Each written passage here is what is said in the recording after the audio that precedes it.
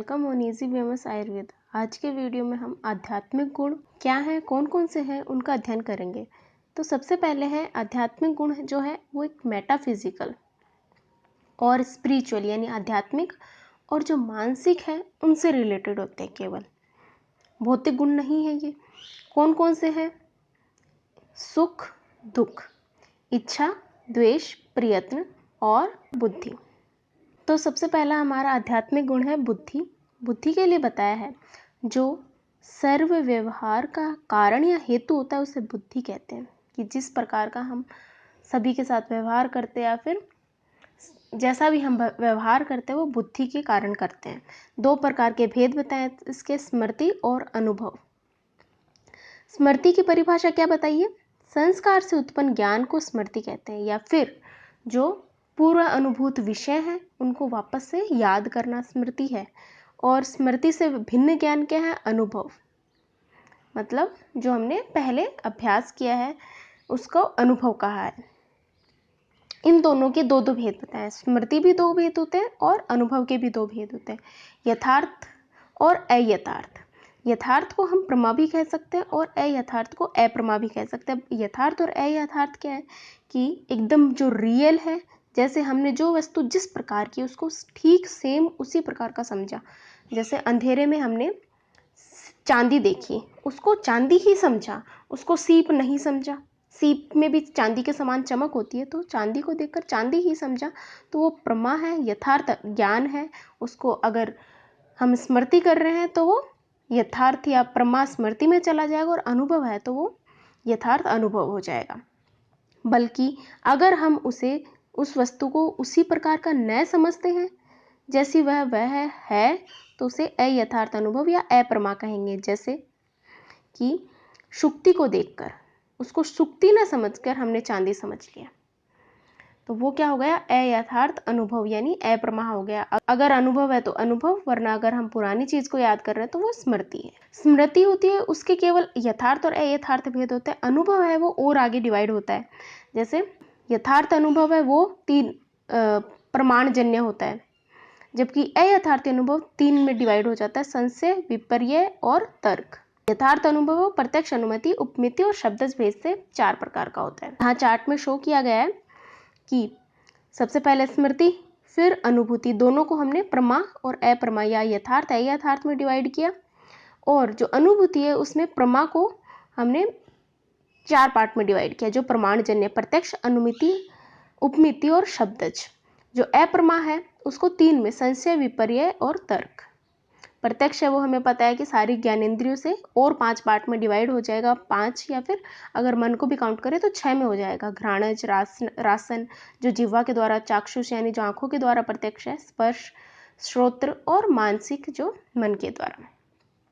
फिर नेक्स्ट हमारा आध्यात्मिक गुण है इच्छा। इच्छा का मतलब है स्वार्थ परार्थ व अप्राप्त प्रार्थने इच्छा, मतलब या तो स्वयं के लिए या दूसरे के लिए जो अप्राप्त विषय जो हमारे पास नहीं है उसको चाहना, उसकी इच्छा करना इच्छा कहलाता है। अब इसके भी कुछ भेद बताएं: काम, अभिलाषा, राग, संकल्प, कारुण्य, वैराग्य, उपधा और भाव। तो जो काम है वो किसकी इच्छा है? मैथुन की इच्छा को काम कहा है। अभिलाषा कहा है अभ्य व्यवहार की इच्छा को, कि ऐसा व्यवहार करना, ऐसी चीज चाहिए उसका। राग है बार बार एक ही विषय की इच्छा करना, एक ही चीज को चाहना। संकल्प है कि अनआसन क्रिया की इच्छा, जो हम क्रिया करना चाहते हैं उसके लिए इच्छा करना संकल्प है। और कारुण्य है अपने स्वार्थ को छोड़कर दूसरे के जो दुख है उसको दूर करने की इच्छा, कारुण्य। जैसे करुणा, वह कारुण्य ही है। और वैराग्य है दोषों को देखकर विषय त्याग की इच्छा, जो हम जिस भी वस्तु हमें प्राप्त है या फिर कुछ भी हमारे पास है उन सबको एकदम से छोड़ देना, वैराग्य है।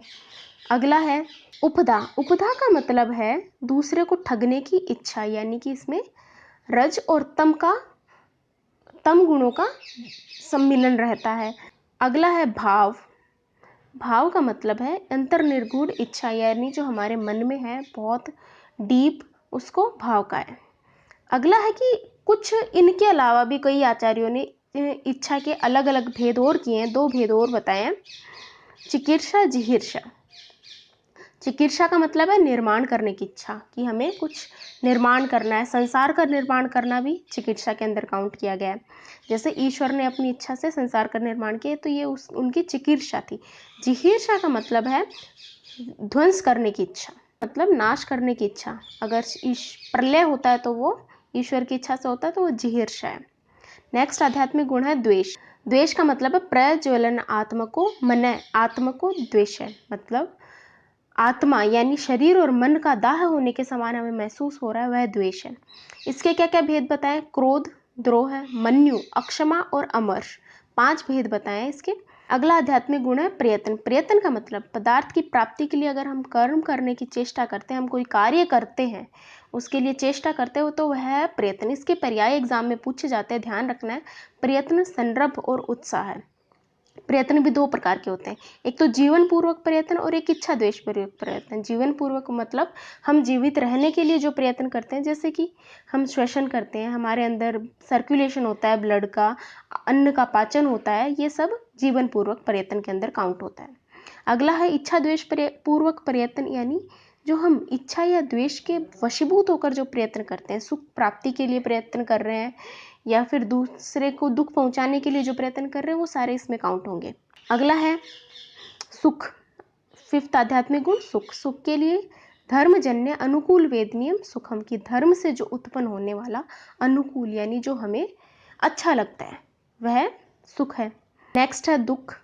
दुख क्या है? अधर्मजन्य प्रतिकूल वेद नियम दुखम, मतलब अधर्म से उत्पन्न होने वाला और प्रतिकूल वेदना, यानी कि यह मुझे न हो, दूसरे को हो, ऐसा हम सोचें, या फिर हमें जो दुख देता हो, हमें अच्छा नहीं लगता हो, वह सब दुख है।